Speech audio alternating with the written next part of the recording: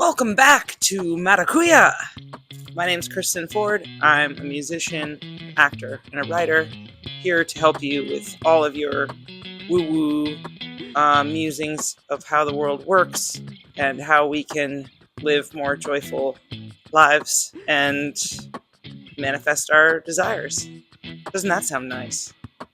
I had a really challenging day yesterday and I shed some tears. I'm a crier sometimes. And I just wanted to talk about it's all about being the vibration of what you want. And it can be freaky if you're having something happen that you don't actually want to have happen because you're like, I need to stop this feeling right away. I need to abandon that right away and get back into feeling happy. And sometimes it's not possible to do that. Sometimes you have to just ride it out and you'll feel better the next day. And ultimately, what Abraham Hicks says to do when you're feeling super negative is just to go as general as possible, because the more specific you are, the more you're adding energy to that negative downward spiral. So that's why, the same day that you lose your keys, you overdraft your bank account and you fall and scrape your knee and you get in a fight with your best friend. It all happens at the same time. And then you can have another day where you're like, just noticing the weather's amazing and you get great parking and somebody random buys you a coffee for no reason, and then you're like, oh, I'm on a really good day, things are just working out. So as humans, if you think about how we once upon a time were living in tribal groups, if you were excluded from your group, that equals death. So you want to be liked by other people and you want to be part of the group, which means those are the people that you spend the most time with. Those are the people that you're seeking validation from professionally or on social media or your workplace or your social circle or your family. You want to be accepted and you want to be kept safe, because if you're not, that means death. And we also have negativity bias, and that's like what Tom Brady was talking about at the Super Bowl.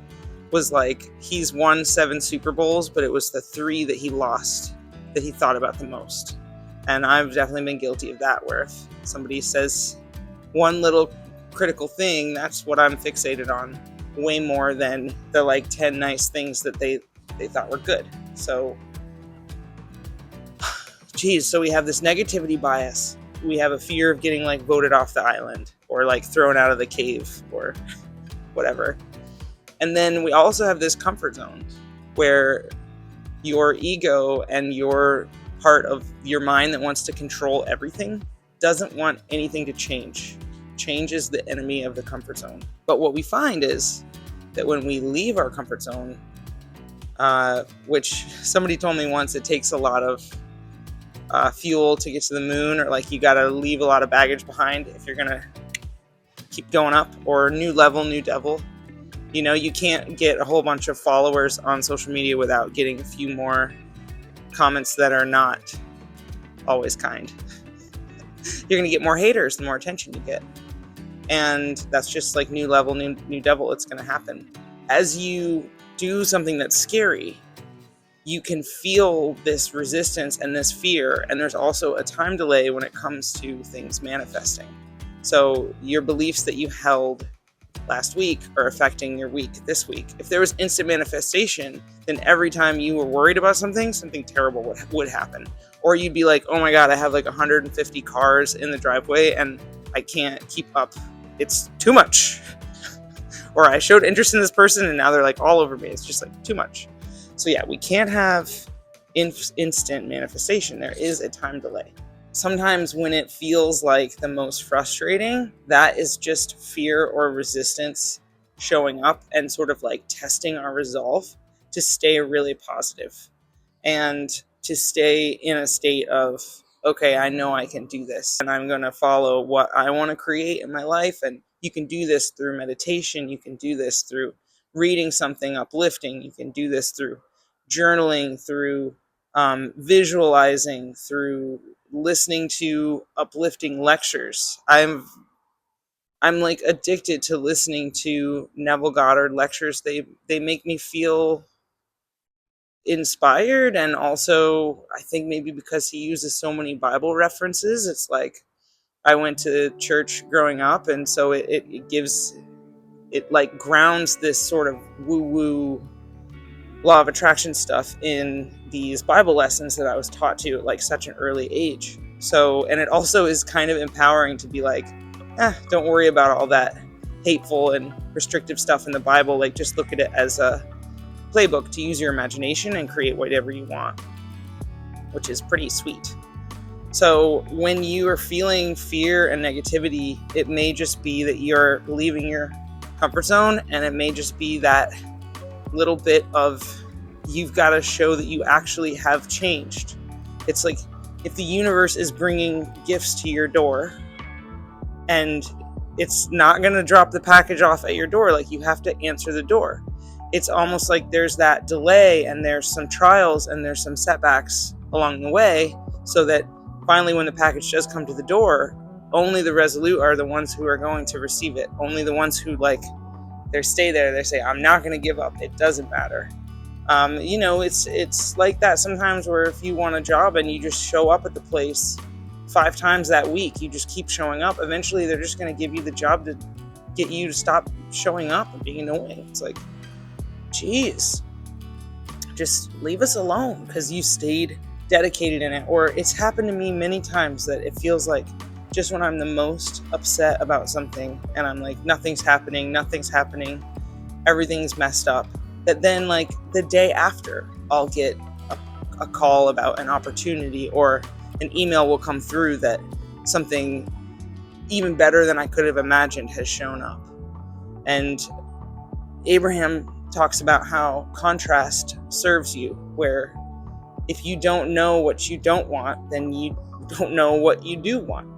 And so it's like, if you can be in the middle of experiencing something that you don't prefer and have a little bit of a remoteness of it, of being like, this is maybe my life situation, this isn't my life, this is happening right now, but I can observe that it's happening, observe that I don't prefer that, I can learn something from it, and then that's like taking the bounce. Or rather than just like,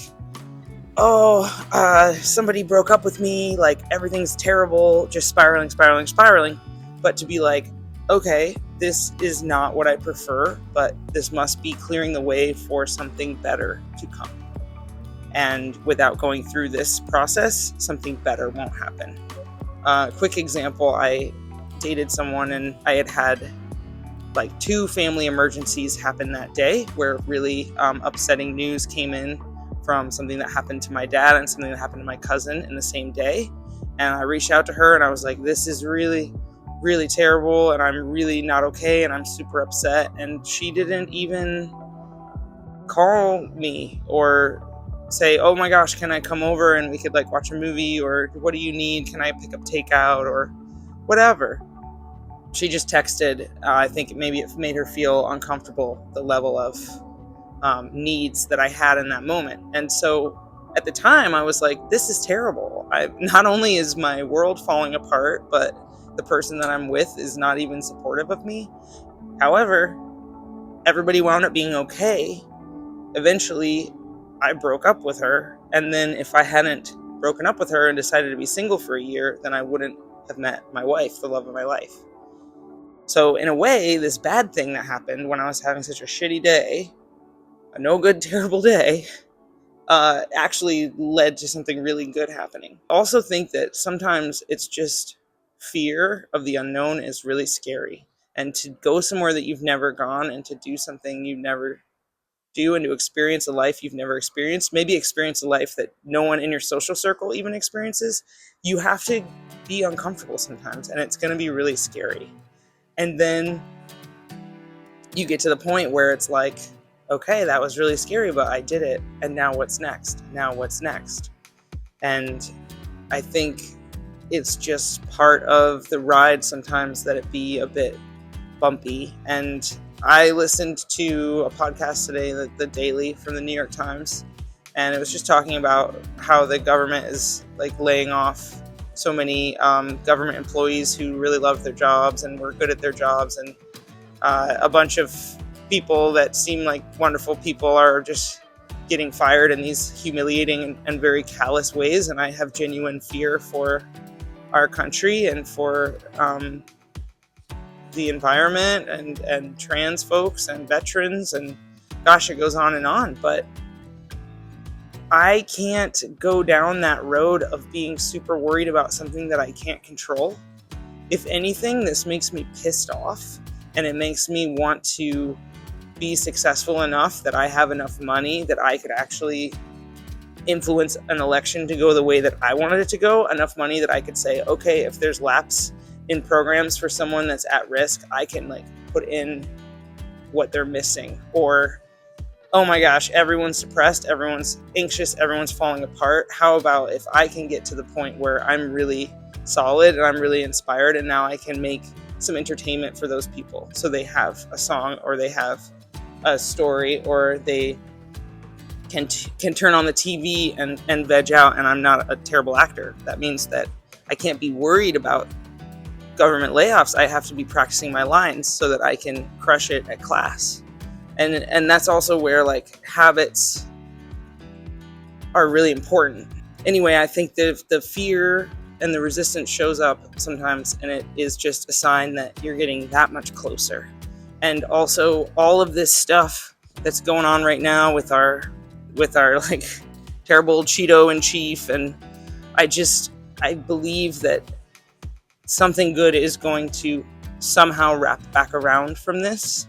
And I don't know if it's a mass awakening, but don't despair. Focus on what you can focus on, cultivating good habits, cultivating a strong mindset.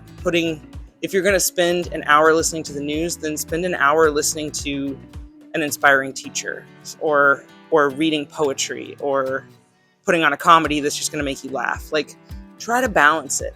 And also, it's just part of life. Sometimes it's going to be not the best situation. Like, LA has been a real challenge, but it's February right now, and it's so beautiful, and it's so warm, and that's something that I just can keep coming back to, where like maybe all of my LA dreams haven't come true yet.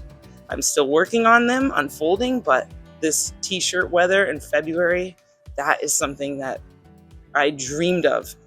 I've dreamed of it for my whole life. If you enjoyed this video, smash that like, subscribe button, and maracuya.